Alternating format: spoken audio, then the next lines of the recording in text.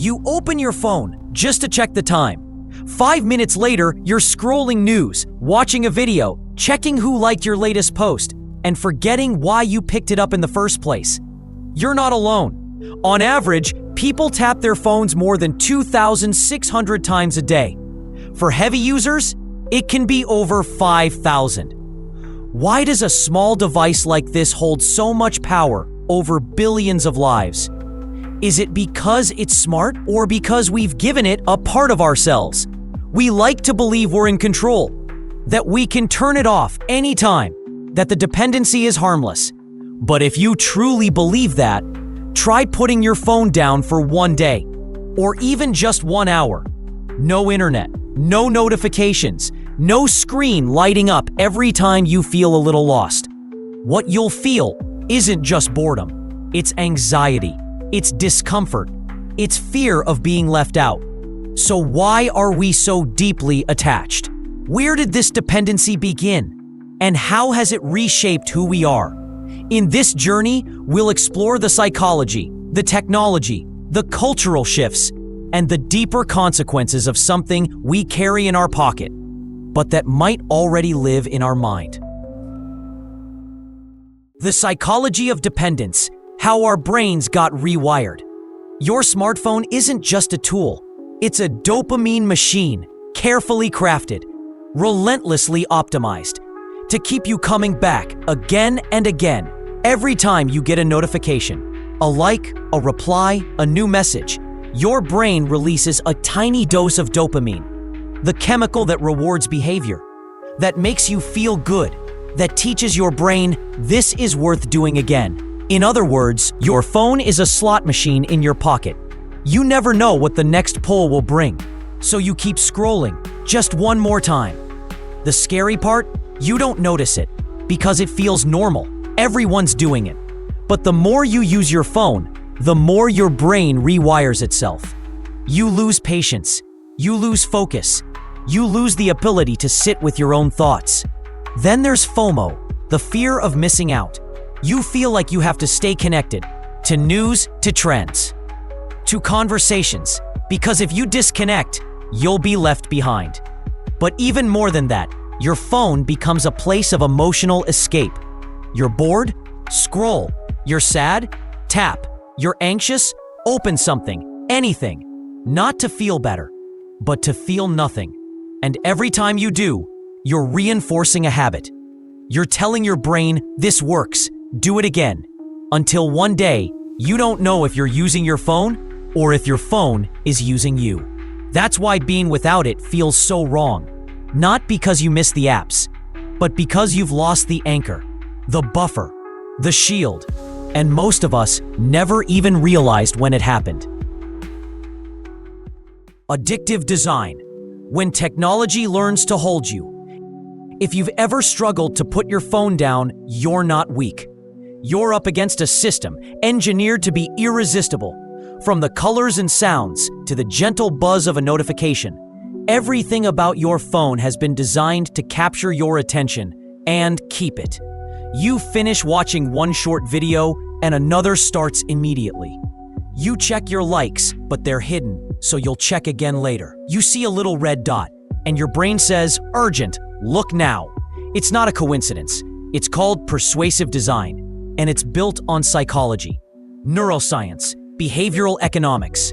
Apps don't just want to serve you, they want to shape you, to train your brain, to pull you in and keep you there. Because in the modern tech economy, your attention is the most valuable currency. The longer you stay, the more data they collect. The more data they have, the more accurately they can predict your behavior. And the more predictable you are, the more profitable you become. You think you're the customer? You're not. You're the product. And here's the twist. Even the people who built these systems can't stop using them. Former engineers from Facebook, Google, Twitter, they've spoken out. They've created movements to warn the public, because even they were caught in the trap they helped design, which tells us one thing. This isn't just about personal discipline. It's about system design. We're not just drawn to our phones. We're being held, trained, looped. And the real question isn't, why can't I stop? It's who benefits when I don't? Social culture, when the phone becomes a second identity. Something strange has happened over the past 2 decades. We're no longer just living. We're living through our phones. Moments that used to be personal, weddings, birthdays, quiet trips to the mountains, now feel incomplete without a photo, a caption, a post. We don't just experience anymore. We share the experience, sometimes even before we've truly felt it. Our phones have become mirrors, not of who we are, but of who we want others to see. Your photos, your posts, your follows, they create a version of you, polished, curated, sharpened for display.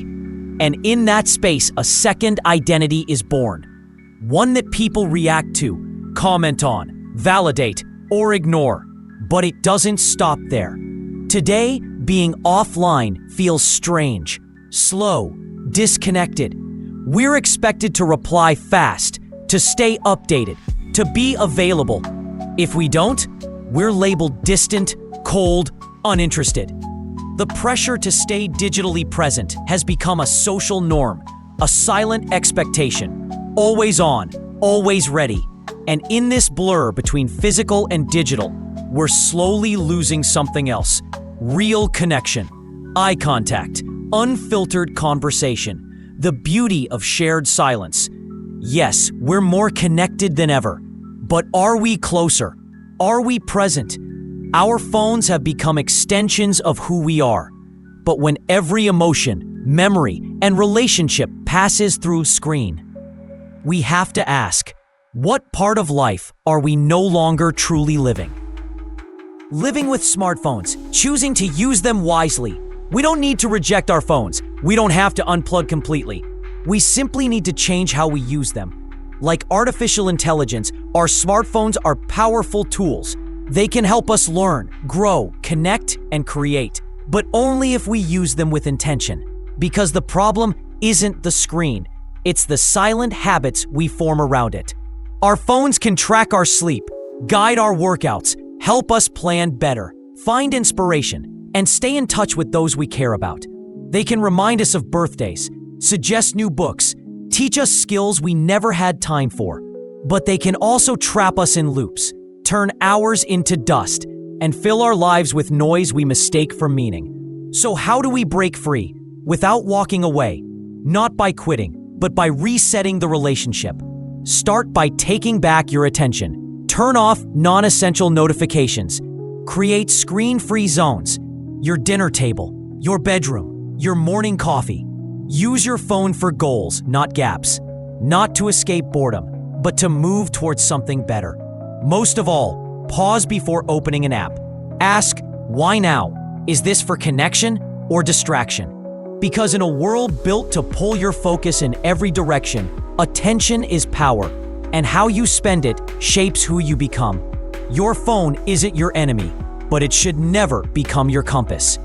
Use it, but don't let it use you, because some moments don't need a photo, some thoughts don't need a post, and some parts of life are too real, too quiet, too human to ever be digitized.